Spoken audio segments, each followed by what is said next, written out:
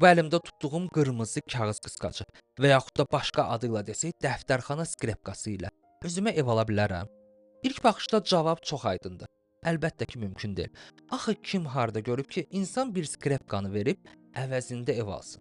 Bəlkə yalnız cinayət işlərində belə qəribə sövdələşmələrə rast gəlmək olar, amma real həyatda bu demək olar ki, absurd səslənir. Amma Kanadada yaşayan Kyle MacDonald adlı bir adam məhz bunu etdi. Əlində sadəcə bir ədəd adi dəftərxana skripkası var idi. Amma o, həmin skripkadan başlayaraq sonda 2 mərtəbəli evə sahib oldu. Və ən maraqlısı budur ki, bütün bunları tamamilə qanuni şəkildə bacardı. Kyle 25 yaşına qədər həyatında demək olar ki, hər işlə məşğul olmuşdu. Pizza çatdırmışdı, poçt paylamışdı, reklam posterləri üçün futbolçu obrazını canlandırmışdı, hətta qoyun da otarmışdı. Və açığı bütün bunlar maraqlı həyat təcrübələri sayılsa da heç biri insana rahatlıqla ev almağa imkan verən peşələr deyildi. 2005-ci ildə Kyle tamamilə absurd görünən bir macəraya qərar verdi. Bir gün o masanın arxasında oturmuşdu və yəqin ki, mənzil bazarı, ipoteka kreditləri, bahalaşan evlər və cibində olmayan pullar haqqında kədərli fikirlərə dalmışdı. Masanın üstündə isə parlaq qırmızı rəngdə bir skripka var idi. Və bəlkə də həmin an Kyle'ın ağlından belə bir fikir keçmişdi. Pulum yoxdur, amma skripkam var.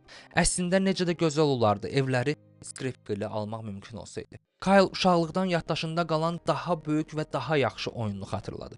Bu oyunun məntiqi çox sadə idi. Sən ən xırda, ən dəyərsiz bir əşyadan başlayırsan, sonra onu daha dəyərli bir şeyə dəyişirsən, sonra onu biraz daha dəyərli başqa bir şeyə dəyişirsən və beləcə zəncir davam edir. Kyle da məhz bunu etmək qərarına gəldi.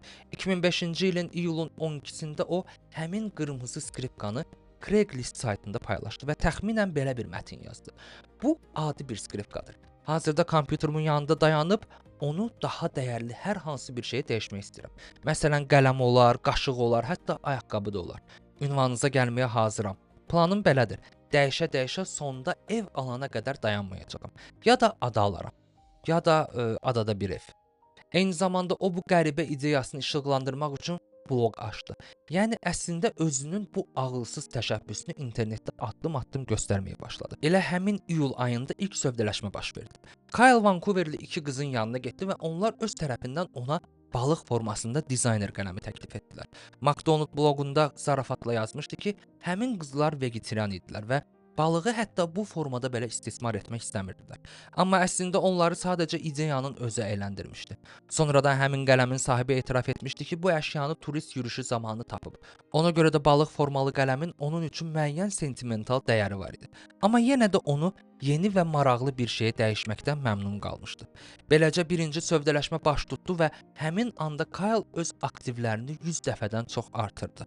Çünki qiyməti cəmi 1 Kanada senti olan skripka artıq bir neçə dollarlıq qələmə çevrilmişdi. Elə həmin gün Kyle'ın bəxti yenidən gətirdi.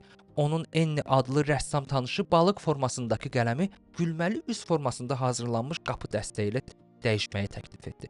Bu qapı dəstəyini Enni özü hazırlamışdı. Kyle qapı dəstəyini evə gətirdi və dərhal onu Craigslist-də yerləşdirdi. Çox keçmədi ki, ona ABŞ-ın Massachusetts ştatına gəlmək təklifi göndərildi. Kyle çox düşünmədi və qapı dəstəyini kifayət qədər iri və ciddi görünən bir kamp qaz sobasına dəyişmək üçün yola çıxdı. Sobanın keçmiş sahibi isə səxavət göstərib öz təşəbbüsü ilə ona qaz balonlarını da əlavə etdi.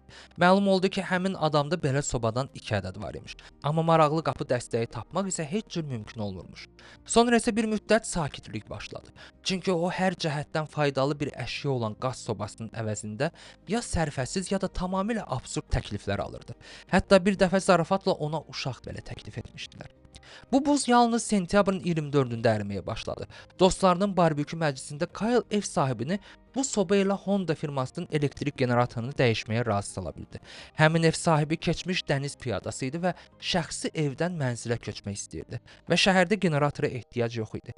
Beləliklə Kyle kifayət qədər universal bir əşya əldə etdi və təbii ki, onu dərhal Craigslist-də yerləşdirdi. Çox keçmədən o generatoru bir dəst pivə çəlləyi və məşhur pivə brendinin neon lövhəsi ilə dəyişmək barədə razılığa gəldi. Amma bu sövdələşmə ilk cəhddən alınmadı. Neon lövhə və çəllək fiziki olaraq New York şəhərində idi. Amma Kyle ora gedərkən yanğından mühafizə xidməti hansısa qayda pozuntusuna görə generatoru müsadirə etdi. Xoşbəxtlikdən əşyanı tezliklə geri almaq mümkün oldu.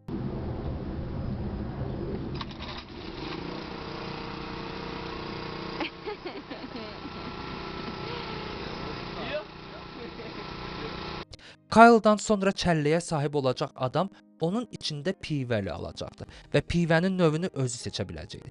Yəni bəlkə də ilk dəfə idi ki, bir pivə çəlləyinin və neon lövhənin yanında sanki gələcək alkoqol üzrə Featuresdə gedirdi və Kyle bunu reklam baxımından çox ağıllı istifadə etdi. O bütün bu dəstə sürətlə qurulan əyləncə gecəsi adını verdi. Bu gediş işlədi. Formal baxımdan generator əlbəttə neon lövhədən daha faydalı əşya idi, amma məsələ burasındadır ki, hər şey onu necə təqdim etməyindən asılıdır. Bloqun oxucuları pivə dəsti ideyasını o qədər bəyəndilər ki, bu haqda yazı tezliklə viral oldu. Kyle simvoliklik və diqqət çəkmək üçün pivə çəlləyini qırmızı rəngə boyadı. Dekabrın əvvəllərində Kyle MacDonald artıq Kanadanın Quebec şəhərində idi. Orada məşhur komik və radio aparıcısı Michelle Barrett ona çəllək və neon lövhənin qar motosikleti ilə dəyişməyi təklif etdi. Barrett sonradan deyirdi ki, o öz qar motosikletlərinin ən pisini vermişdi. Amma burada hər şey nisbidir, çünki McDonald üçün həmin qar motosikleti tamamilə uyğun idi. Əsas odur ki, işləyirdi. Üstəlik məhz Barrettin sayəsində Kyle haqqında ilk dəfə yalnız bloqlarda deyil, Amerika xəbərlərində də danışmağa başladılar. Bu macəra getdikcə daha çox diqqət cəlb edirdi və Kyle daha sərfəli təkliflər almağa başlayırdı. Onu müsahibələrə dəvət edirdilər və həmin müsahibələrin birində ondan soruşdular: "Bəs bundan sonra hara gedəcəksiniz?" McDonald zarafatla cavab verdi ki, əslində hər yerə getməyə hazırdır. Təkcə Yak şəhərinə getməsin. Ax, qışda orada nə etmək olar? Müsahibənin ertəsi günü Snow Riders adlı qar motosikletləri jurnalı Kyle-la əlaqə saxladı və ona maraqlı bir mübadilə təklif etdi. Onlar onun işlənmiş qar motosikletini götürür, əvəzində isə 2 nəfərlik Yak şəhərinə səyahət verirdilər. Bu əla sövdələşmə idi. Artıq 2026-cı ilin yanvarı idi və biletlər Kyle-la fevral ayı üçün verilmişdi. O təbii ki, heç yerə getmədi və səyahət paketini yük furqonuna dəyişdi. Bu isə belə baş verdi. Müsahibələrin birində Kyle hansısa korporativ geyim istehsal edən şirkətin adı yazılmış köynək geyinmişdi. Həmin şirkətin menecerlərindən biri bunu gördü və McDonald-da biletlərin əvəzində öz şirkətlərinə məxsus brendli furqonu təklif etdi. Maşın dərhal Craigslist-də peyda oldu. Kyle ayrıca vurğuladı ki, furqonun çatdırılması da mübadilə şərtlərinə daxildir. Yəni o, maşını şəxsən Şimali Amerikanın istənilən nöqtəsinə aparmağa hazır idi. Avtomobili yeni sahibini çox gözləmədi. Bir ay sonra furqonu ondan bir musiqiçi götürdü. Çünki ona qrupunu turlar zamanı daşımaq üçün maşın lazım idi. Əvəzində Kyle artıq lap qəribə bir şey əldə etdi. Toronto şəhərində Metal Works səs yazma studiyasında öz albomunu yazdırmaq üçün müqavilə. Üstəlik bu studiya hansısa təsadüfi yer deyildi. Müxtəlif vaxtlarda bu studiyada Christina Aguilera kimi məşhur adların səsi yazılmışdı. McDonald-da dərhal təkliflər yağışı başladı. Problem isə onda idi ki, musiqiçilər çox vaxt pulu az, amma fantaziyası bol olan insanlardır. Ona görə də gələn təkliflərin çoxu müğənninin ruhu, az tanınan musiqiçinin çəçələ barmağı kimi absurd şeylər idi. 2006-cı ilin aprelində Jody adlı yeni başlayan bir müğənni əlaqə saxladı. Jody ciddi təklif verirdi. Bu ev deyildi, amma Arizona ştatının Phoenix şəhərinin ən dəbdəbəli rayonlarından birində onun mənzilində bir il yaşamaq haqqı idi. McDonald razılaşdı. Elə mübadilə zamanı Jody'nin qonşusu da Kyle haqqında xəbər tutdu. Həmin adam artıq həmin rayonda kirayə yaşayırdı və Kyle-a belə bir təklif verdi. Bir illik kirayə haqqını ona versin, əvəzində isə onu öz müdiri ilə görüşdürsün. İlk baxışda bu o qədər də sərfəli görünmürdü, amma sonra məlum oldu ki, həmin adam Alice Cooper'in restoranlarından birində işləyirdi. Necəsə o məşhur ulduzu pərəstişkarlar üçün özəl şam yeməyinə razı sala bilmişdi və bu hüququ McDonald-a ötürməyə hazır idi. 2006-cı ilin mayında Kyle-ın heç vaxt tam başa düşmədiyi Alice Cooper-la şam yeməyi ağır musiqi fanatlarından birinə qar kürəsi ilə dəyişdirildi. Bilirsiniz də belə şüşə kürələr olur, sirkələyirsən və içindən qar yağmağa başlayır. Bloqun oxucuları buna eşidəndə əvvəlcə başlarını tutdular. Nə qar kürəsi? Bu ki, hər şeyi yenidən əvvələ qaytarır. Amma onlar boş yerə panikaya düşmüşlər. Çünki bu inanılmaz dərəcədə nadir bir əşya idi. Bu Kiss qrupunun unikal suvenir qar kürəsi idi. Planetdə qalan son belə kürələrdən biri. Kyle'ın bəxti yenə gətirdi və tam bu məqamda Hollywood aktyoru Corbin Bernsen'in kontaktı onun qarşısına çıxdı. Corbin Bernsen Major Liga 1, 2, 3 kimi filmlərdə tanınan aktyor idi. Sən demə aktyor fanatik bir qar kürəsi kolleksiyaçısı imiş. Fanatik deyəndə zarafat deyil, onun təxminən 7000 belə qar kürəsi var idi. Bernsen qar kürələrini o qədər sevirdi ki, həmin vaxt çəkib prodüserliyini etdiyi filmin afişasında belə baş qəhrəman qar kürəsinin içində təsvir olunmuşdu. Təbii ki, Kyle-da olan bu unikal lotu Bernstein əldən buraxa bilməzdi. O qar kürəsini götürdü və əvəzində Kyle-a öz filmlərində rol verdi. Bəs kim Hollywood filmində çəkilmək istəməz? Hətta bu film aşağı büdcəli olsa belə. 2006-cı ilin iyulun 6-sında Kyle sonuncu mübadiləsini etdi. Kanadanın Kipling şəhərinin meriyası ona ev təklif etdi. Əgər o, həmin rolu şəhər sakinlərindən birinə verərsə. Ağılsız görünən plan işlədi. Cəmi bir il ərzində Kyle MacDonald 3 yataq otağı olan, ümumi sahəsi 100 kvadrat metrdən çox olan evin xoşbəxt sahibi oldu. Kiplingi şəhər adlandırmaq isə biraz şərti idi. O, Toronto ilə Vancouverin təxminən ortasında yerləşirdi.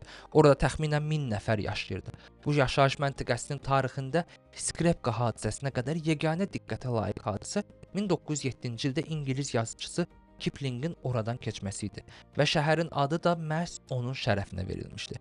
Ümumiyyətlə aydın idi ki, Kiplingin yerli hakimiyyəti Kyle MacDonaldla yalnız PR üçün əlaqə saxlamışdı.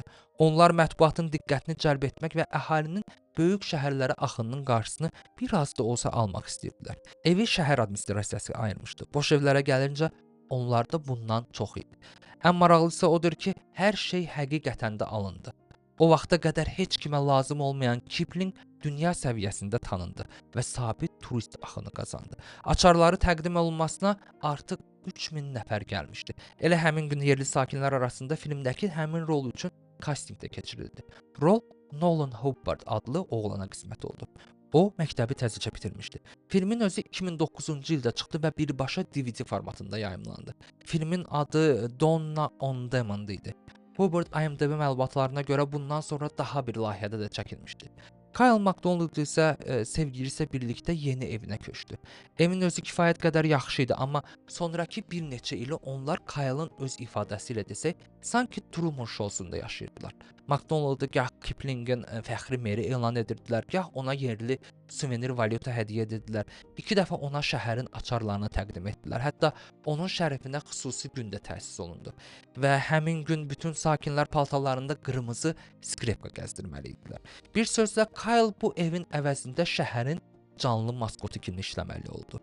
Bir neçə il sonra o evi Kipling meriyasına qaytardı. Əvvəl orada muzey yaratdılar, sonra isə həmin yer Paperclip Cottage adlı kafeyə çevrildi. Bu kafe artıq 20 ilə yaxındır ki, işlər və turistlər hələ də ora baş çəkirlər.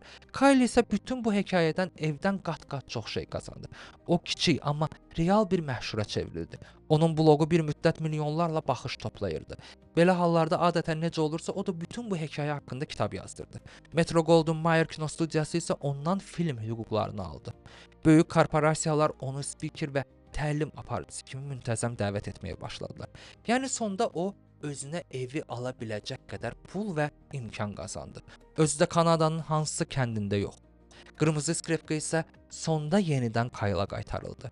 Onu vaxtilə balıq formalı qələmlə dəyişən qızlar Kyle'ın uğurundan sonra həmin skripka üçün pul, MP3 player və hətta işlənmiş sport avtomobil təklifləri almışdılar.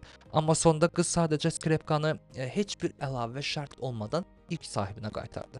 MacDonald öz kitabında yazır ki, bu hekayədən çıxardığı ən əsas nəticə yüzlərlə gözəl insanla tanışlıq idi. Deməli, bu hekayənin mənəvi nəticəsi bəlkə də belədir. Bəli, skripka ilə ev almaq mümkündür. Amma bunun üçün təcrübələrə açıq olmalısan. Ətrafındakı insanlar pis niyyətli olmamalıdır və sən onlara özünü sevdirməyə bacarmalısan. Razılaşaq ki, bu hər zaman olmur. Amma bəzən olur.